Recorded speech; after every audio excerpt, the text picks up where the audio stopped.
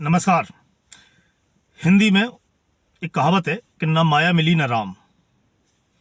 जो राम को छोड़ के माया की तरफ भागता है ना, माया के पीछे भागता है, उसको तो राम तो पहले ही छूट जाते हैं और माया बाद में मिलती नहीं, क्योंकि जिसने राम को छोड़ दिया उसको माया तो कभी मिल ही नहीं सकती। इसलिए कहावत है कि ना माया मिली ना राम। ये कहावत फिट बैठती है महाराष्ट्र में शिवसेना यूबीटी के नेता उद्धव ठाकरे पर। उद्धव ठाकरे ने माया के चक्कर में, मोह के चक्कर में, सत्ता के चक्कर में राम का परित्याग किया और सेकुलर गठबंधन में जाके मिल गए मुख्यमंत्री पद के लिए। तो वीडियो आगे बढ़ाने से पहले चैनल को सब्सक्राइब कर लें, बेल आइकन दबाएं और वीडियो को ज़्यादा से ज़्यादा लाइक और शेयर करें।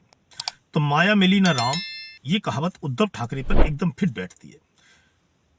सत्ता के लिए, कुर्सी के लिए, महाराष्ट्र की सत्ता पाने के लिए उद्धव ठाकरे ने अपने विचारों, अपनी जो विचारधारा, अपनी पार्टी की जो नींव हिंदुत्व, उससे समझौता किया।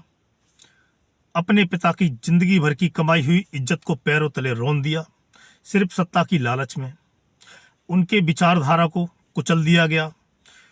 जिस बिल्कुल 360 डिग्री पर जाके उद्धव ठाकरे ऐसे लोगों के साथ मिल गए जाके जो जिनके साथ उनके पिता की कभी बनी नहीं और उनसे वो हाथ मिलाने से भी परहेज करते थे।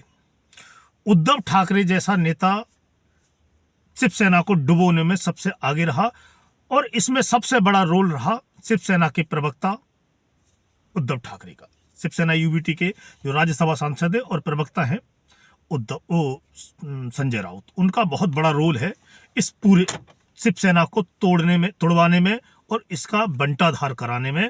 संजय राउत सबसे आगे थे। पता नहीं संजय राउत ने किसी से सुपारी ली है या उन्होंने कसम खाई है कि मैं शिवसेना को कहीं का नहीं छोड़ूंगा और उद्धव ठाकरे परिवार को तो मैं बिल्कुल राजनीति में किसी काबिल छोड़ूंगा ही नहीं। शिवसेना ने 2019 में भाजपा के साथ मिलकर चुनाव लड़ा महाराष्ट्र में, दोनों को बहुमत मिला, पर संजय राउत ने उद्धव ठाकरे को ऐसे कान भरे, ऐसे उनको समझाया कि वो मुख्यमंत्री पद पे इससे कम पे नहीं माने और गठबंधन टूट गया। और मुख्यमंत्री पद के ही लिए उन्होंने जो बेमेल गठबंधन एक तरह से किया कांग्रेस पार्टी और एनसीपी के साथ, जो उनके पिता की नजरों में हिंदू विरोधी थे, जो दोनों पार्टियां हिंदू विरोधी जिनको वो बाला साहेब ठाकरे मानते थे, उनसे जाके वो मिल गए। किस लिए? सिर्फ मुख्यमंत्री की कुर्सी के लिए। उनको सिंहासन चाहिए था, महाराष्ट्र की सत्ता चाहिए थी, उसके लिए वो वहां जाके मिल गए। इसी वजह से महाराष्ट्र में शिवसेना दो फाड़ हो गई। एकनाथ शिंदे शिवसेना को तोड़कर विधायकों के साथ भारतीय जनता पार्टी से मिल गए और उन्होंने सरकार बना ली।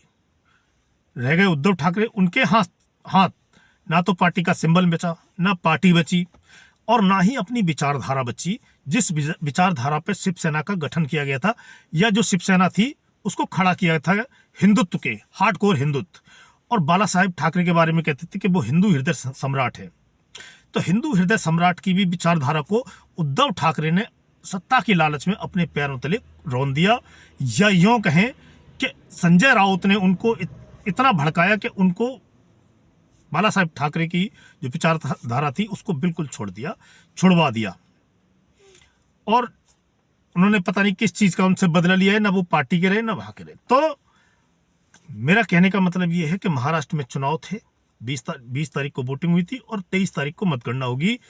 तो इस समय सबसे ज्यादा अगर नुकसान में कोई पार्टी रहेगी तो वो है शिवसेना यूबीटी। 3 पार्टी एक तरफ गठबंधन में है, 3 पार्टी एक तरफ गठबंधन में। एक तरफ है एनडीए गठबंधन जिसमें शामिल है भारतीय जनता पार्टी जो सबसे बड़ी पार्टी है राज्य की। दूसरे नंबर पे है एकनाथ शिंदे की शिवसेना।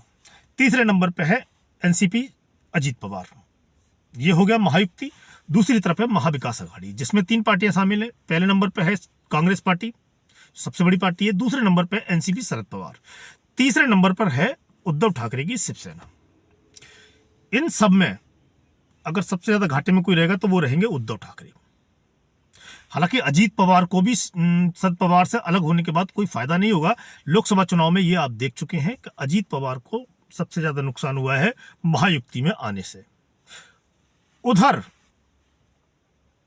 लोकसभा चुनाव में तो जो सिंपैथी वोट था, जो सहानुभूति वोट था, उद्धव ठाकरे को मिल गया। पर अभी जो एग्जिट पोल आ रहे हैं उसमें उद्धव ठाकरे को सहानुभूति वोट मिलता हुआ दिखाई नहीं दे रहा है और एकनाथ शिंदे उद्धव ठाकरे पर भारी पड़ रहे हैं इस चुनाव में। जितने भी एग्जिट पोल आए हैं सब ने महायुति को बहुमत मिलने का दावा किया है या इशारा किया है कि बहुमत तक वो पहुंच जाएंगे। दूसरी तरफ महाविकास अघाड़ी 100 और 120 या 125 के आसपास सिमट के रह जाएगा।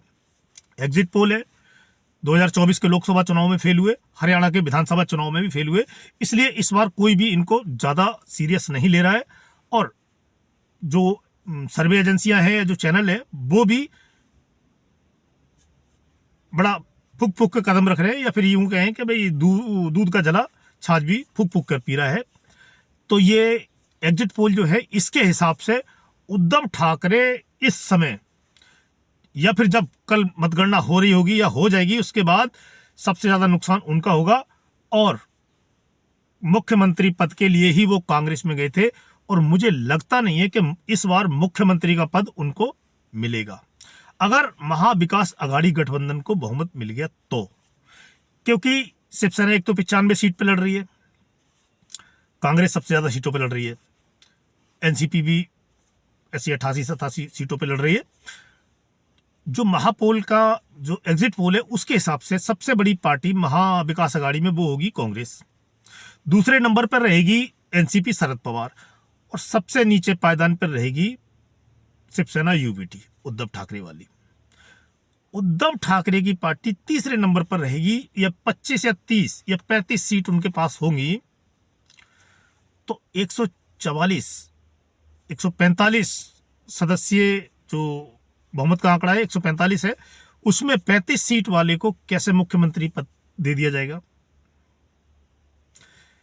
मुख्यमंत्री पद उद्धव ठाकरे को नहीं मिलने जा रहा है। मैं आज आपको लिख के दे सकता हूं, अगर जो एग्जिट पोल में बताया जा रहा है, जो अनुमान लगाया जा रहा है, उस हिसाब से अगर सीटें आई तो उद्धव ठाकरे महाराष्ट्र के मुख्यमंत्री बनने नहीं जा रहे हैं।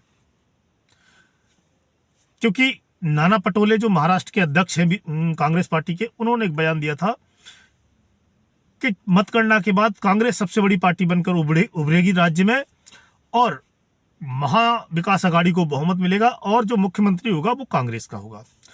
उसके जवाब में शिवसेना यूबीटी के संजय राउत ने उधर से एक बयान दिया कि मुख्यमंत्री का जो फैसला है वो मतगणना के बाद होगा, चुनाव नतीजों के बाद होगा, अभी ऐसा कुछ नहीं है। उधर शरद पवार भी क्लियर कर चुके हैं कि जिसके ज्यादा विधायक होंगे मुख्यमंत्री उसी को बनाया जाएगा, उसी के दल का होगा जिसके ज्यादा विधायक होंगे। तो मुझे लगता नहीं है कि शिवसेना इस कंडीशन में आएगी कि उसके सबसे ज्यादा विधायक होंगे महाविकास अघाड़ी में, उसके ज्यादा विधायक होंगे, ये मुझे लगता नहीं है। क्योंकि उससे आगे तो एनसीपी शरद पवार रहेगी जो अनुमान है। तो शिवसेना जो यूबीटी है उसको इस चुनाव में ये जो कहावत मैंने बताई थी आपको, ना माया मिली ना राम, और दोनों तरफ से गए। एक दूसरी कहावत भी है कि एक को छोड़ के दूसरे को दो रोटी, जिसके पास एक रोटी है अगर वो 2 रोटी के लिए भागता है तो उसके हाथ से 1 रोटी भी चली जाती है। तो उद्धव ठाकरे का हाल बहुत बुरा होने वाला है। अपनी विचारधारा से वो समझौता कर चुके हैं, उनकी हिंदुत्व पर वापसी भी बड़ी मुश्किल हो जाएगी क्योंकि अब लोग उन पर विश्वास नहीं करेंगे अगर वो हिंदुत्व के मुद्दे पर वापस लौटते हैं। उद्धव ठाकरे कितने नीचे चले गए हैं मैं आपको एक और एग्जाम्पल बताता हूं। AIMIM के नेता हैं वारिस पठान। आजकल उद्धव ठाकरे AIMIM के नेताओं की भी तारीफ कर रहे हैं। वारिस पठान जो एक कट्टर मुस्लिम है, नेता है, उसकी भी तारीफ कर रहे हैं और मौलवियों के पास जा रहे हैं और जो मौलाना हैं उनकी तारीफें कर रहे हैं, औरंगजेब की तारीफ कर रहे हैं उद्धव ठाकरे। इतना उन्होंने अपनी विचारधारा से समझौता किया है तो उनका वापस लौटना तो मेरी नजर में बहुत मुश्किल है। उद्धव ठाकरे अब जो उनकी राजनीतिक जमीन है महाराष्ट्र में वो खत्म होने वाली, खिसकने वाली है, क्योंकि शिवसेना का अब वो प्रभाव नहीं रहेगा महाविकास अघाड़ी में और भाजपा के साथ वो आने से रहे, क्योंकि उद्धव ठाकरे को संजय राउत वापस आने नहीं देंगे। संजय राउत ने कसम खाई हुई है कि शिवसेना को मैं बर्बाद करके छोड़ूंगा।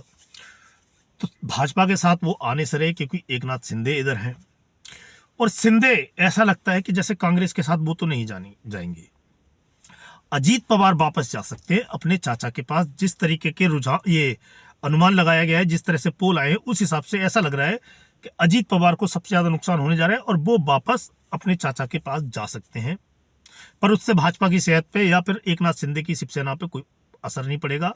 यहां पर सिर्फ सबसे ज्यादा कोई नुकसान में है तो वो है उद्धव ठाकरे। अच्छा, जो कल नतीजे आएंगे उनके बारे में मैं अपना अनुमान बता दूं। मेरा जो अनुमान है वो ये है कि 140 तक महायुति आराम से पहुंच जाएगी और 130 तक महाविकास अघाड़ी पहुंच सकती है। इसमें जो सबसे बड़ा रोल हो जाएगा वो हो जाएगा निर्दलीयों का, निर्दलीय और जो छोटी पार्टियां। हालांकि शिवसेना यूबीटी ने तो अभी से कहना शुरू कर दिया कि जो समाजवादी पार्टी के कुछ मेंबर जीत के आएंगे और कुछ निर्दलीय छोटी पार्टियां, उनसे हम संपर्क में हैं, और जो हमारे बागी हैं उनसे भी हम संपर्क में हैं और सरकार हमारी बनेगी। एक चीज और मैं जाते जाते आपको बता जाऊं कि कल अगर नतीजा महाविकास अघाड़ी के पक्ष में नहीं आया, महायुति को अगर क्लियर मेजोरिटी मिलती है, तो चुनाव आयोग को तैयार हो जाना चाहिए गालियां सुनने के लिए, आरोप झेलने के लिए। पुलिस प्रशासन और जो भी प्रशासन है, जो भी इलेक्शन करवाते हैं, उन सबको तैयार हो जाना चाहिए। भारतीय जनता पार्टी को तैयार हो जाना चाहिए और एकनाथ शिंदे की पार्टी शिवसेना को भी तैयार हो जाना चाहिए गालियां और आरोप सुनने के लिए। क्योंकि अगर नतीजे इनके पक्ष में नहीं आते हैं तो ये जो अभी से माहौल बनाया जा रहा है, एक कि महाराष्ट्र में धांधली होगी और जो वोटिंग मशीन से उनको चेंज कर दिया जाएगा, गिनती में गड़बड़ी होगी, बहुत सारे आरोप अभी से लगाए जा रहे हैं। तो कल का इंतजार करते हैं, कल देखते हैं ये क्या क्या नए आरोप लेके आते हैं। और ये वीडियो में आपको फिर एक बार बोल रहा हूं कि इस चुनाव में सबसे ज्यादा दुर्गति होगी, वो होगी उद्धव ठाकरे की शिवसेना की। तो आज के वीडियो में इतना ही, मिलते हैं आपसे अगले वीडियो में। तब तक के लिए जय हिंद, जय भारत।